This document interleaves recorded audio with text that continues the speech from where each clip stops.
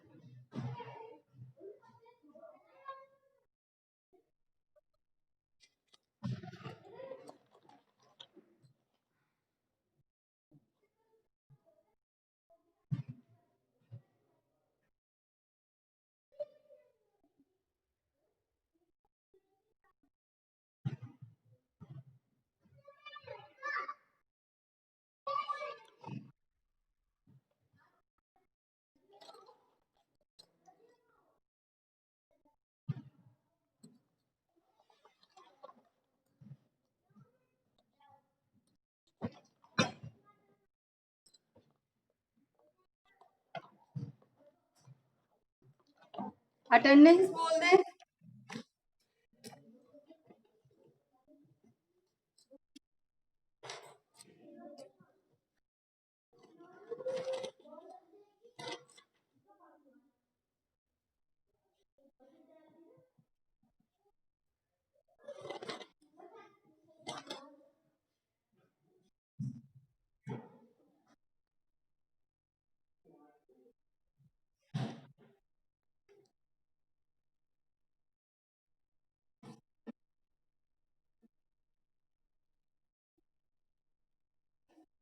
हाँ, नेम बता दे सब अपने।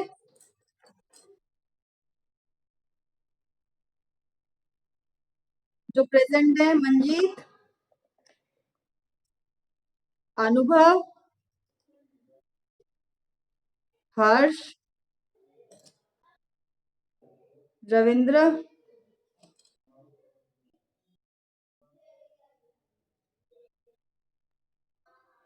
और कौन है भाई? मंजीत हो गए, हर्ष हो गए, रविंद्र हो गए, आकाश, ठीक है अब अनमोल, तुषार, ठीक है, और नेक्स्ट सचिन, नेक्स्ट आकांक्षा है ना भी, आकांक्षा, नेक्स्ट कोई नहीं है। आज इतने ही लोग हैं, आज इतने ही लोग हैं।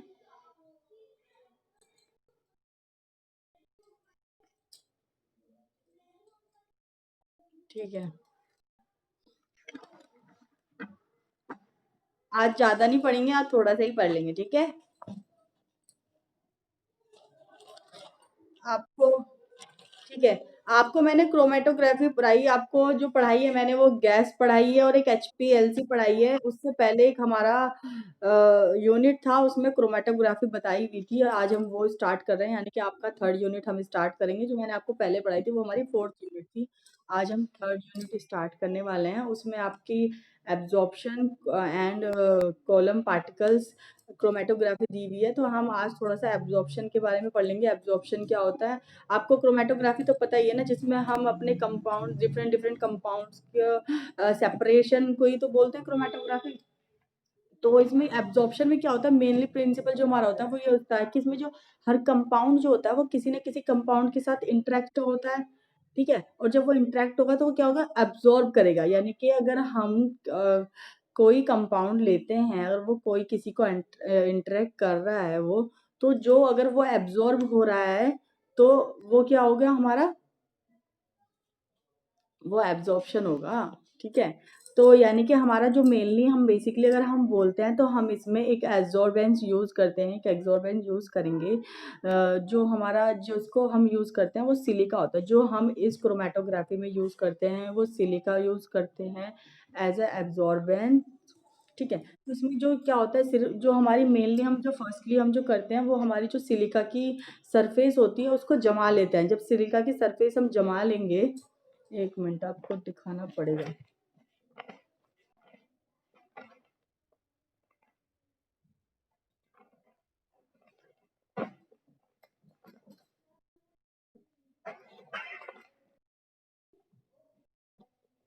ठीक है, हम सिलिका की सरफेस को जमा लेते हैं। जब सिलिका की सरफेस जम जाएगी, आप इस तरह का स्ट्रक्चर देखेंगे।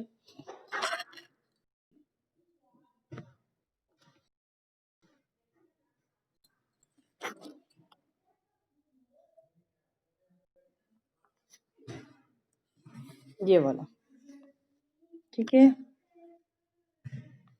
ये हमारा सिलिका है। इसके साथ जो पार्टिकल से अटैच्ड होंगे वो अब बताएँगे, अब आपको इसके बारे में और बताएँगे। मतलब ऐसे जमा लेते हैं, पूरी इस तरह की सरफेस होती है, उसको हम जमा लेंगे सिलिका की, ठीक है?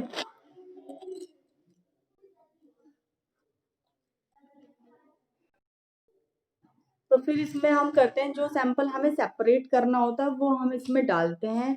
जिस सैंपल को हमें सेपरेट करना होता है उस सैंपल को हम सिलिका में फिल करते हैं। जब सैंपल को फिल करते हैं तो सैंपल जब हम डालेंगे तो जो सिलिका के साथ है ना वो एब्जॉर्ब हो जाएगा। जो सैंपल हम डालेंगे वो सिलिका के साथ एब्जॉर्ब हो जाएगा। जो डिफरेंट डिफरेंट कंपाउंड्स होते हैं सेपरेशन के लिए जो हम लेंगे, जब हम उसको सिलिका सिलिका के साथ डालेंगे तो वो उसको एब्जॉर्ब कर लेता। अब एब्जॉर्ब कौन-कौन सी करेगा हमें कैसे पता चलेगा? मान लीजिए हम एग्ज़ाम्पल ले लेते हैं ए, बी, सी या कोई भी एक्स, वाई, ज़ेड, आप जो भी एग्ज़ाम्पल ले लीजिए। सपोज़ करना है बस हमें कि जैसे हम मान लेते हैं जो हमारा ए कंपोनेंट है, जो हमारा ए कंपाउंड है, अगर हम वो सिलिका के साथ डाल रहे हैं तो वो सिलिका क्या कर रहा है, स्ट्रांगली उसको एब्ज़ॉर्ब कर ले रहा है, यानी कि जल्दी से उसको एब्ज़ॉर्ब कर लेता है। ठीक है? वैसे ही हम देखें, अगर हम बी कंपाउंड देखें अपना, तो जो बी कंपाउंड है, वो हम देख रहे हैं कि वो धीरे-धीरे, धीरे-धीरे जा रहा है और सिलिका के साथ धीरे-धीरे बाइंड हो रहा है।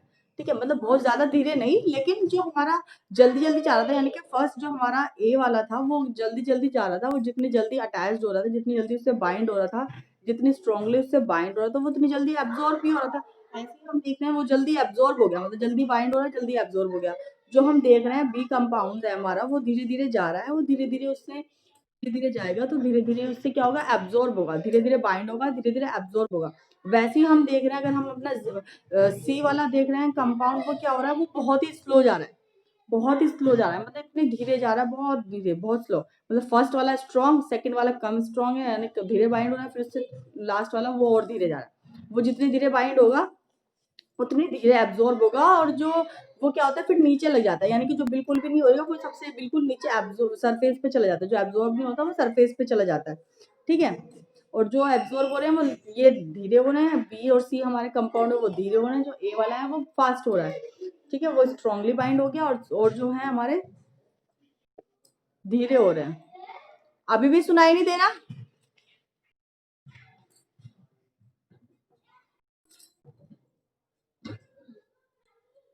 ठीक है, तो फिर हम क्या करते हैं, तो यानी कि जो इसका कैरेक्टर होता है सिलिका का, जो सिलिका का कैरेक्टर है वो यही है, उसको हम सिलिकॉन भी बोलते हैं, सिलिकनॉल भी बोलते हैं, सॉरी सिलानॉल भी बोलते हैं। जो हमारा ये वाला जो कैरेक्टर होता है इसका एब्जॉर्बेंस का, तो वो होता है सिलिनॉल बोलते हैं। क्योंकि जो ये सिलिनॉल नॉल जो होता है, ये इसको क्यों बोलते हैं, क्योंकि इसमें जो होता है हमारी इस वाले सिलिका के साथ क्या होता है, OH ग्रुप बाइंड होते हैं, यानी कि जब ये कोई हम कंपाउंड इसमें डाल रहे हैं तो उसके साथ क्या होता है, OH ग्रुप बाइंड होता है।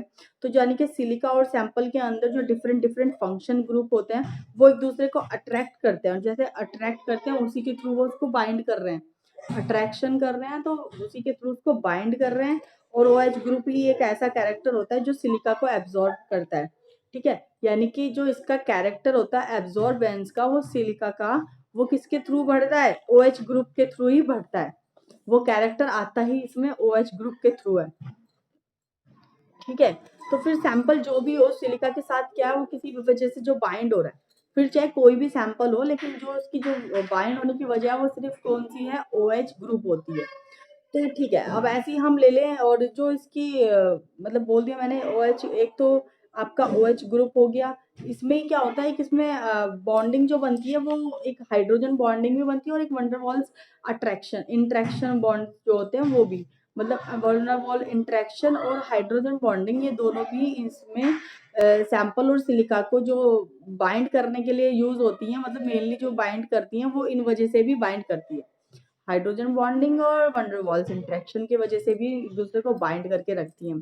तो और इसमें जो दूसरा हमारा होता है वो क्या होता है, एक मोबाइल फेज होता है। मोबाइल फेज में क्या होता है, जब भी हम कोई इसमें सैंपल को अपने आप इसको पास आउट कराते हैं तो हम देखते हैं कि वो जैसे ही पास आउट हो रहा है तो वो इंटरेक्ट हो रहा है किससे, जो हमारे सैंपल्स हमने डाले थे A B C जो हमने डाले थे वो उनसे इंटरेक्ट हो रहा है। जब जैसे ही उनसे इंटरेक्ट हो रहा है तो जो हमारा सबसे स्लो वाला था, जो सबसे धीरे वाला, जो सबसे मतलब कम एब्जॉर्ब हुआ था, वो हम देख रहे हैं जब जैसे ही वो मोबाइल फेज के इंटरेक्शन में आता है तो वो सबसे ज्यादा, सबसे पहले क्या हो रहा है, सबसे पहले कंपाउंड दे रहा है, निकल रहा है। ठीक है, उतनी जल्दी इसमें मतलब मोबाइल फेज से हमारे जो सैंपल था उसमें सॉल्युबल हो रहा है और सॉल्युबल होने के बाद क्या हो रहा है, सेपरेट हो जा रहा है। ठीक है, और फिर जब हम देखते हैं हमारा बी वाला जो धीरे धीरे थोड़ा कम टाइम ले रहा था एब्जॉर्ब होने में, वो क्या हो रहा है, जो एब्जॉर्ब जो बिल्कुल मतलब बिल्कुल जो कम हो रहा था वो तो जल्दी निकल गया, मोबाइल फेज में जल्दी सॉल्युबल हो गया हमारे सैंपल में और जल्दी निकल गया। जो कम हो रहा था वो क्या होगा, कम मतलब थोड़ा टाइम ज़्यादा लेगा, क्योंकि सॉल्युबल होने में थोड़ा टाइम ज़्यादा लेगा और फिर थोड़ा देर से निकलेगा।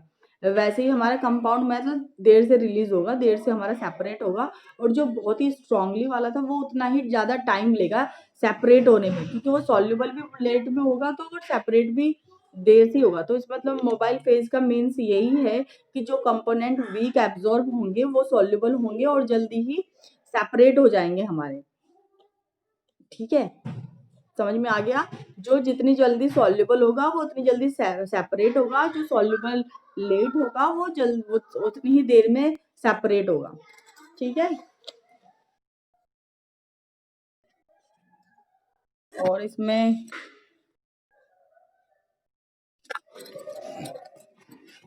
इस तरह से ये स्ट्रक्चर है हमारा, आप देख लें। ये हमारा एक ब्यूरेट होता है, जब हम इसमें लेते हैं ये इस तरह से लेते हैं, ये हमारा ब्यूरेट होता है। इसमें हम सॉल्वेंट डालते हैं, ये मिक्सचर ऑफ कलर्ड होता है। जो हम कंपोनेंट आपको बोल रहे थे कि हमने ABC लिया, ये हमारा सारा एब्जॉर्बेंट है। ठीक है, ये सारा एब्जॉर्बेंट है। इसमें नीचे हमें कॉटन प्लग लगाना था। जब ब्यूरेट लेंगे हम इसमें सॉल्वेंट डालने से पहले कॉटन प्लग लगाते हैं, नहीं तो हमारा सारा सॉल्यूशन नीचे चला जाता है। ठीक है, ठीक है। तो जो इसमें होते हैं इसको बोलते हैं हम स्लरी बोलते हैं। तो the absorbent dissolve in a suitable solvent to form slurry. ठीक है, तो स्लरी फॉर्म होती है हमारी। ठीक है, इस तरीके से। तो जब जैसे ही यहाँ पे हमारा रिएक्शन होना शुरू होता है तो हमें इसमें बैंड मिलने शुरू हो जाते हैं। वो इस तरह के बैंड मिलते हैं, पहले ए के मिल जाएंगे, फिर बी के मिल जाएंगे, फिर सी के मिलते हैं। इस तरीके से ये कलर्ड बैंड हमें मिलने शुरू हो जाते हैं जब सॉल्वेंट हमारा मिक्स होने लगता है। ठीक है, इस तरीके से हमें शो होने लगते हैं, कलर्ड हो जाते हैं। ठीक है, यस। इसमें जब हम इस तरीके से करते हैं तो हम इनको इल्यूशन भी बोलते हैं। इल्यूशन मीन्स होता है जो separation of different compounds of the mixture form the absorbent with the help of suitable solvent. ठीक है, उससे क्या बोलते हैं, इल्यूशन बोलते हैं। यानी कि जो भी लास्ट में हमारा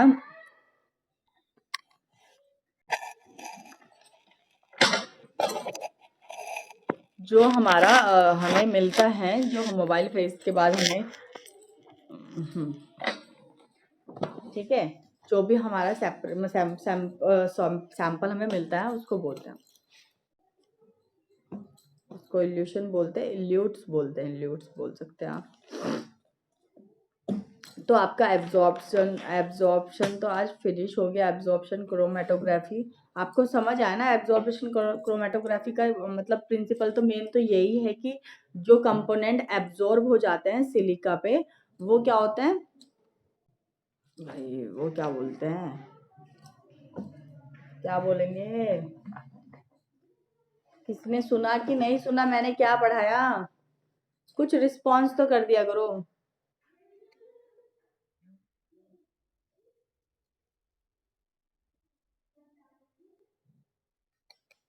बताओ भाई, क्या समझ में आया?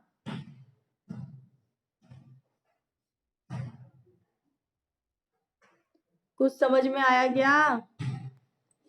अनुभव, आकांक्षा, अनमोल, कोई नहीं बोल रहा है।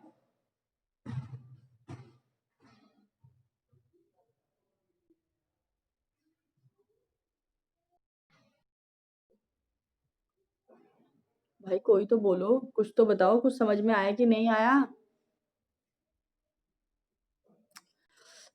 इसका प्रिंसिपल मेन ये है, जब कोई कंपाउंड हम लेते हैं वो किसी ना किसी कंपाउंड के साथ जब इंटरेक्ट करेगा तो वो एब्जॉर्ब करेगा। ठीक है, जैसे कि हमने ए बी सी का आपको एग्जाम्पल दिया सिलिका के साथ। सिलिका के साथ मतलब कोई एक तो एक था हमारा जो जल्दी एब्जॉर्ब हो रहा था, यानी कि उसके साथ बाइंड हो रहा था, और जो दो थे वो कम बाइंड हो रहे थे। इस तरीके से यानी कि कोई ना कोई किसी ना किसी के साथ बाइंड होता है। कंपोनेंट जो है वो बाइंड होगा, सॉल्युबल होगा या एब्जॉर्ब होगा, वही सब। ठीक है, वही हमारी एब्जॉर्प्शन क्रोमेटोग्राफी कहलाती है। ओके, समझ में आया? चलें ठीक है फिर।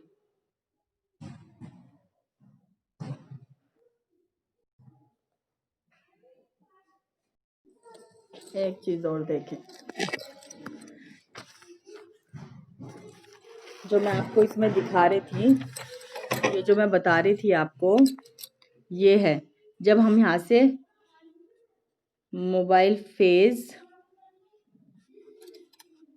जब हम यहाँ से मोबाइल फेज यहाँ पे लिख देते हैं, जब हम यहाँ से मोबाइल फेज पास कराते हैं तो वो इस तरीके से, इस तरीके से, इस तरीके से चला जाएगा। ठीक है, यानी कि ये इसके साथ अटैच हो रहे हैं, इंटरेक्शन हो गया इनका, मोबाइल फेज का इंटरेक्शन हो गया।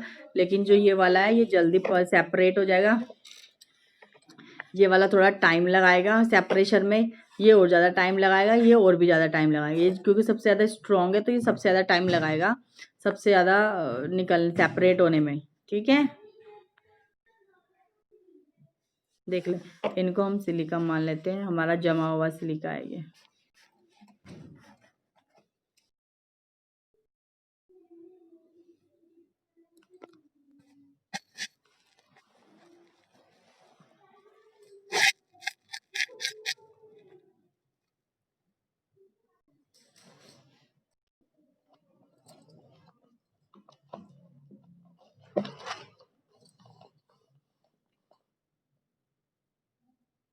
ठीक है, अपनी अटेंडेंस कंफर्म करा दे, और कोई अगर आया है तो स्टूडेंट बता दे, अपनी अटेंडेंस बता दे। बहुत जल्दी बोल दिया, अटेंडेंस के नाम पे तो बहुत जल्दी बोलते हैं। कुछ समझ में भी आता है? बोलें? ठीक है, बोलें, और नेक्स्ट नेक्स्ट नेम बताएं। मैं फिर से एक बार बोल दे रही हूँ, अदरवाइज फिर आपका जिशान। ठीक है, मंजीत, अनुभव गर्ग, हर्ष, रविंद्र, आकाश, अनमोल, तुषार, सचिन, आकांक्षा, रविंद्र और जिशान। बस इनसे अलग कोई नहीं है ना? पीयूष, और कौन है भाई? जल्दी नहीं पता, अदरवाइज मैं क्लास कट कर रही हूँ, मतलब ओवर हो कर रही हूँ आपकी। स्वीटी, स्वीटी पढ़ लिया जो बताया आज?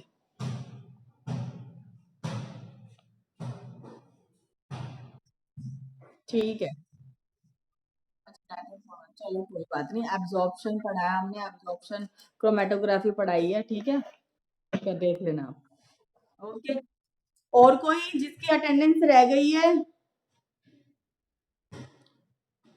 लास्ट टाइम मैं एक बार फिर से आपके नेम बोल दे रही हूँ, रिपीट कर दे रही हूँ, फिर जिनमें रह गए होगा तो बता देना। मंजीत, अनुभव गर्ग, हर्ष, रविंदर, आकाश, अनमोल, तुषार, सचिन, आकांक्षा, रविंदर, रविंदर दो बार हो गया, जिशान, पीयूष, स्वीटी।